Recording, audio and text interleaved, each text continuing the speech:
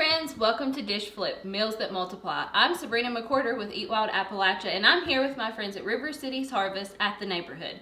So you might be asking, what does dish flip actually mean? We're going to be taking one classic meal and then we're going to flip it and stretch it to another meal.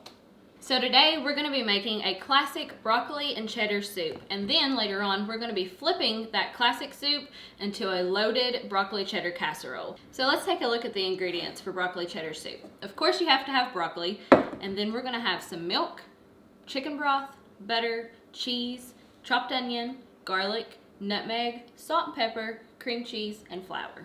Okay, so now that we have a hot pan, I like to do everything in one single pan so there is minimal cleanup. So the pan is hot, we're gonna add 1 stick of butter, 1 chopped yellow onion, and be sure not to leave any in the bowl. And we're gonna allow that to cook until it's translucent.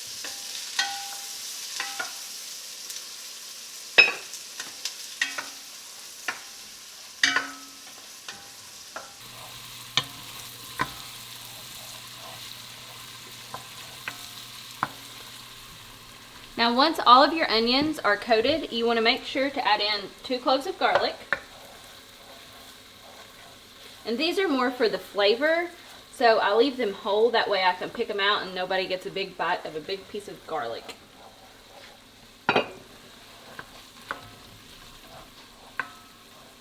Unless you're like us and we love garlic, you can leave them. Alright, so we want to continue to let these simmer until they become good and translucent. And then make sure to have your flour ready, because that's the next ingredient. And I have a cup here, but really it just depends on the thickness that you're going for. I'm probably going to use a 1/2 cup to start and see how much of the butter that soaks up, and then we can always add more. Turn my heat back up a little bit. You want it to be a really light simmer. You don't want it to be boiling. You don't want your butter to turn brown and black-ish looking and have that funky taste. So just be sure to watch your heat. If you're using a cast iron or enamel dish like I am, be sure to do it more of a medium-low, because that can get hot really fast. Silly. All right, so we're going to start adding our flour. And we're just going to do a little bit at a time. And I'm going to go ahead and switch to a whisk.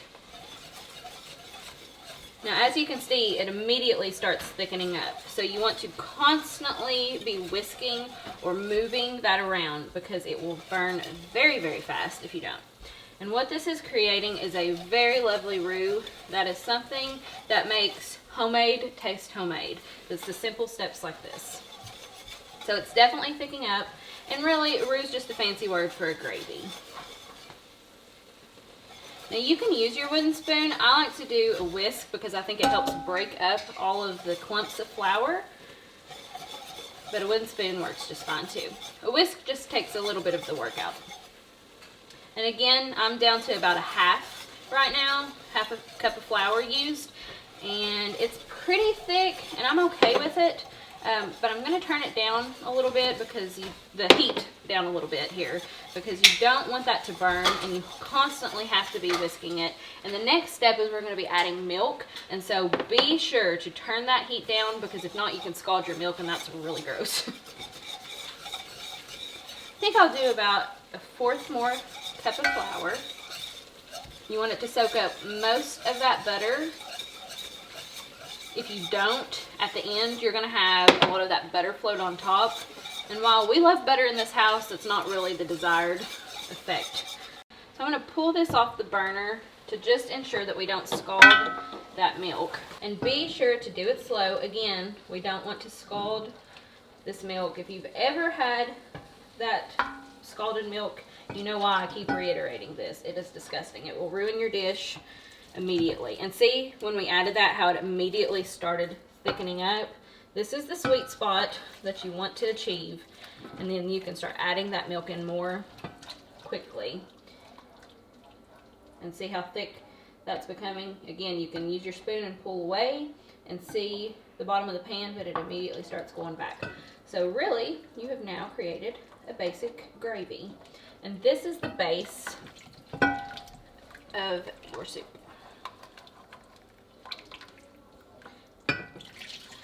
Now you can be more quick and pour the rest of it in. Set that on the side. Alright, so at this point, you can put your dish back on the burner. I have to turn mine back on because I forgot to turn mine off. So set your pan back on the burner. And you're going to allow this to thicken. It's already pretty thick, but where we went ahead and added that extra cup of milk there at the end, this is more of a soup consistency, and that is great, but we also want to make sure that we're not losing that creamy effect. This will take about 2 to 3 minutes. And while this is doing its thing, we're going to go ahead and add in the spices. So the secret ingredient to my broccoli cheddar soup is nutmeg. I know that seems kind of unconventional and crazy. You probably think of nutmeg when you think of Thanksgiving, but this one ingredient changes the whole flavor profile of your soup. And this also is the same basic steps, minus the onion, for making a homemade macaroni and cheese. And if you're like our family, we love a good creamy homemade macaroni and cheese. Okay, so as you can see, it's ready for some spices. It's still got that creamy consistency, but it's not too thick. So we'll add our nutmeg, and of course salt and pepper. And be sure to not forget to keep stirring. Once again, this is a dairy-based recipe, and you don't want that to burn. It can burn, so be careful. Now, I always switch back and forth from wooden spoon to a whisk, just because I like to make sure I'm getting that fluff that a whisk provides by adding that air when you're whisking. This would be a great time to go ahead and get a spoon and taste it to make sure that you like the base flavor that you've got.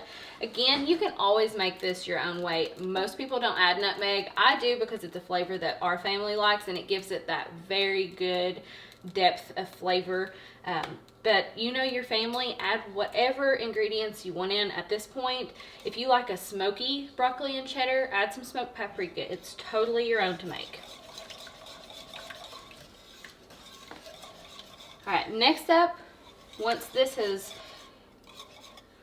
let me grab a spoon so I can show better.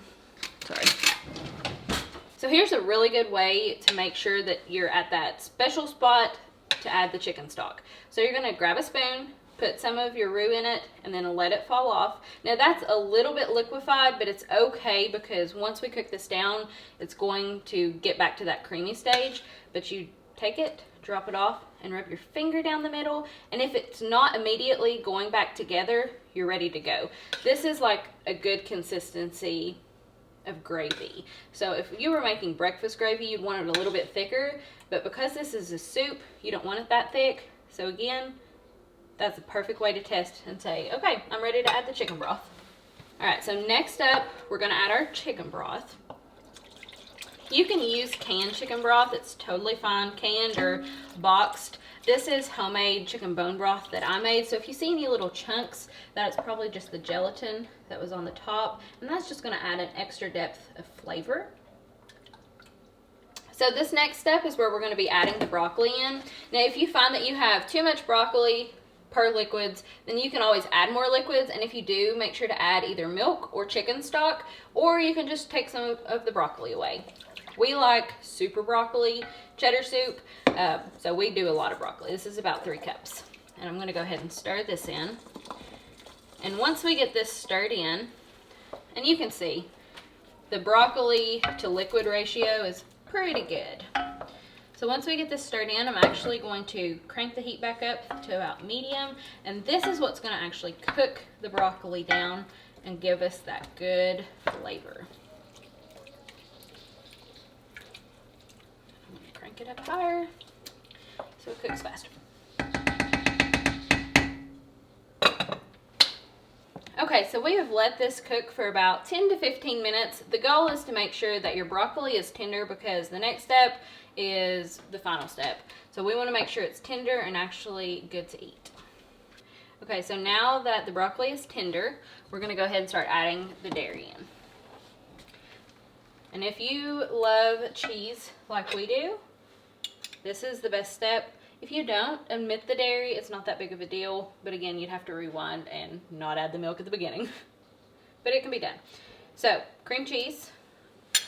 And then about a cup of sharp cheddar cheese. Again, customize this to your own level of flavor here. We like cheesy, but we don't want to just taste cheese. We actually really enjoy the taste of broccoli. And you're just going to stir that and let everything melt into its ooey gooiness. So at this point, you have two options. You can either leave the broccoli large and chunky, or if you have an immersion blender, you can always take about half of the soup out, blend it up, and then put it back in to make it a thicker soup, or you can blend the whole thing if your family's kind of afraid of broccoli, and then that way all they see is the little tiny specks, and you can trick them into eating a whole lot of broccoli without the knowledge of knowing that they are. So our cream cheese is still melting here, so I'm just going to keep stirring and turn this down to about a medium. So one thing to remember is if you do the immersion blender, just remember we're going to be flipping this dish into a casserole. So if you want those big chunky broccoli florets and you blend the entire soup, you're going to have to add more broccoli later on. So I'm just going to leave this as is. I did a rough chop of the broccoli, so you can see some smaller florets and then some larger florets. And that's just because I knew I want to actually extend this dish and make sure that it could be used as a casserole as well. But the goal here is to make sure that your largest florets are completely done, and then you'll know your smaller ones are done too. And if you really want to increase the flavor of this, if you have a Parmesan rind, you can always throw that in, let it get all melted and ooey gooey, and that adds a whole total depth of flavor to your soup. Okay, so now that your soup is completely done, you're ready to serve it up. And there's a couple of options here as to how you serve it.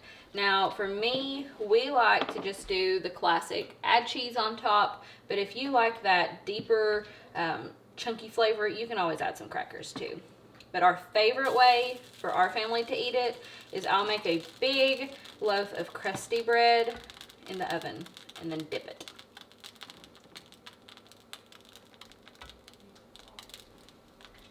So after you've ate broccoli cheddar soup for a few days, you're probably burnt out and ready to mix things up.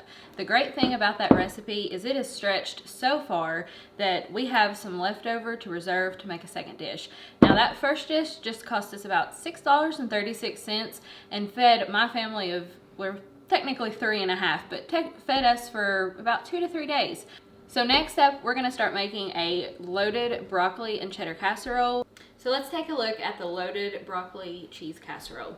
Now we have our 2 cups of reserved broccoli cheddar soup. We have 2 cups of cooked rice, cheese, milk, flour, salt and pepper, smoked paprika, garlic powder, onion powder, nutmeg, butter, cream cheese, and some crushed up Ritz crackers. Okay, so when you made your broccoli cheddar soup, we did a basic roux, and we're going to be doing that again as the base for this next recipe. So start with your hot pan, add your butter. Pan wasn't as hot as the first one, so it'll take it a second to melt. But you just want to melt that butter down, and then you're going to start adding in your flour. Now we don't want to make such a thick and big consistency of this gravy, so we're just doing about 1/2 cup of flour. Okay, so I switched over to a whisk as this butter is melting because as soon as I start adding this flour in, it's going to start clumping again. And what you want to do is allow this flour to brown and soak up that flour with the butter. And it's going to get really clumpy. And you think, oh no, I've screwed up. But you haven't. This is where your milk comes in. You're going to add in that milk. And it starts loosening that up. You can add it in slow, but again, just watch the heat because you don't want that milk to scald. And see how quickly that flour started dissolving? That's what you want.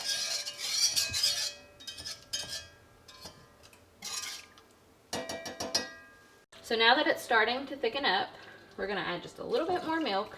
Now the recipe calls for 1 cup of milk, but I went ahead and pulled out some extra just in case that it would start getting too thick. Once it gets too thick, you have to have that milk on hand immediately, or you could ruin the whole entire dish by it burning. So always be sure to pull out an extra bit of milk, about a cup, cup and a half, to have on hand for emergency purposes. But thankfully, we're not having to use it today. So you can always stick that milk back in the fridge and save it for another day. So while this is starting to thicken up, we're gonna go ahead and add that secret magical ingredient, nutmeg. Again, that is just to help develop that super deep and rich flavor to your roux.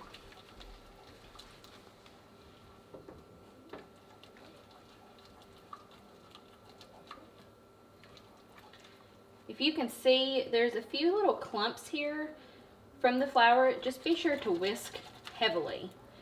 And at this point, I'm going to turn my heat down. You can see it's getting a little too thick, and add a little bit more milk. Learning to make this is honestly about gaining confidence. You think you've screwed it up, and you haven't. It's just learning how to fix the errors. So as you saw, that got really thick. You could see the bottom too much. All was lost, you thought, but just add in milk. And it thins it back down. And then if it's too thin, turn up the heat and let it cook again. So right there is your perfect consistency. And again, you can always do the spoon trick. Put it on the spoon, let it drop off. This one's actually a little bit thicker than our soup roux. All right, so now that we have this to a great gravy consistency, we're gonna stir in that leftover reserved soup. And be sure to do it down low or it'll splatter everywhere. And of course you have to rake out all that yummy goodness and not waste any. That was 2 cups. Now the heat is on about medium. You're gonna stir that in.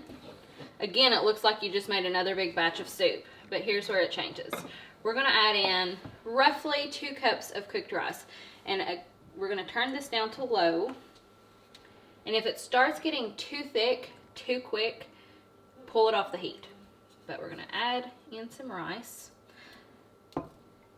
Now do this a little bit at a time. You definitely don't want to put in too much rice, because if you do, you can't take it out. So stir it in. And as you can see, it's like went from a soup to a more chunky soup. So it's okay to go ahead and add in some more. Now your rice preference is totally up to you. You can use brown rice, white rice, fancy rice, it doesn't matter. Whatever you have works. You can even substitute this, if you like quinoa, to quinoa, and it is just as good. But just keep in mind that quinoa absorbs all kinds of liquids, so probably do about half as much, because once it sits, it's going to thicken up even more. And you want this to be a casserole consistency, not like a meatloaf. Okay, so as you can see, it's still good and creamy. We're going to go ahead and add in those seasonings: garlic powder, onion powder, salt and pepper, smoked paprika, and again, whatever your flavors that your family likes, use those. This is just what our family likes. Garlic powder and onion powder pretty much is the basics of all recipes that we cook, and that adds a complete different depth of flavor to the dish. Make sure to stir that in really, really well. Now you've got some cheese here. You're going to add about half of it in, of the shredded cheese, and I like to save the rest to add on top, and then go ahead and plop in that cream cheese. And I just have about a half a cup of rice left here, so it's not going to hurt mine to go ahead and add it in. Now, This is a really good place to say, okay, do I have a few extra dollars to throw in some protein to this? And so you could add in chicken, you could add in steak. Some people like tuna added into their broccoli and cheddar. It's totally up to what your family likes.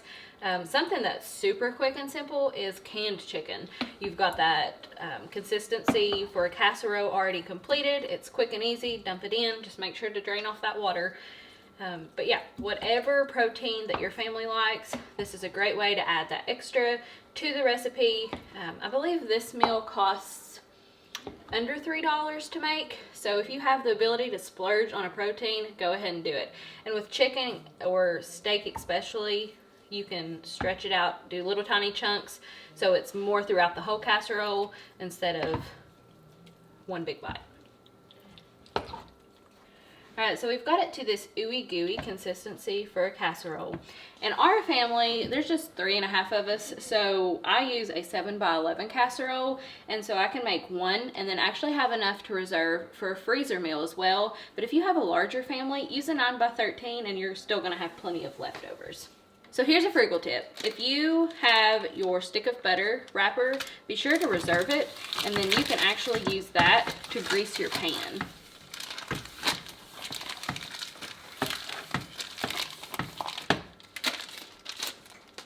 Alright, so we're going to pour in about half of this until the whole pan is full.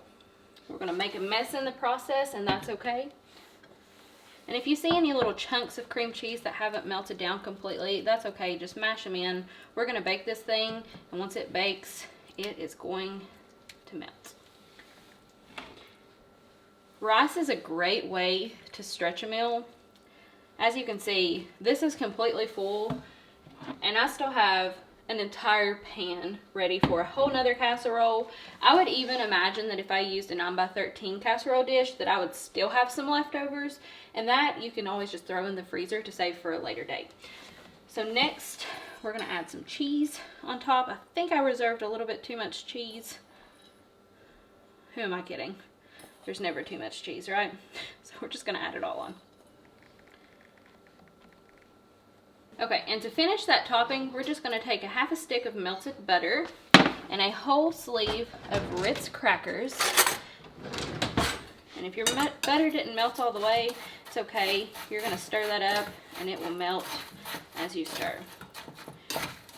The butter is just going to help it become golden brown. We're going to pop this in the oven at 350, and it's going to bake for roughly 30 minutes. Okay, so that's all stirred up, and I'm just going to use my hands for this. I like to dump it all in the very center and then fluff it out to the sides. And if you feel like you want a little extra butter to make it more golden, but you definitely don't have to do this, you can always pour some butter or brush some butter on top. Alright, and it's ready for the oven.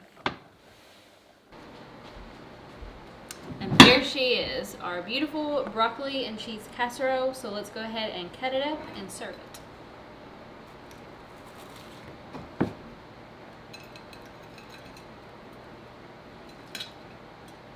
When it sticks to the spatula, you know it's good and cheesy.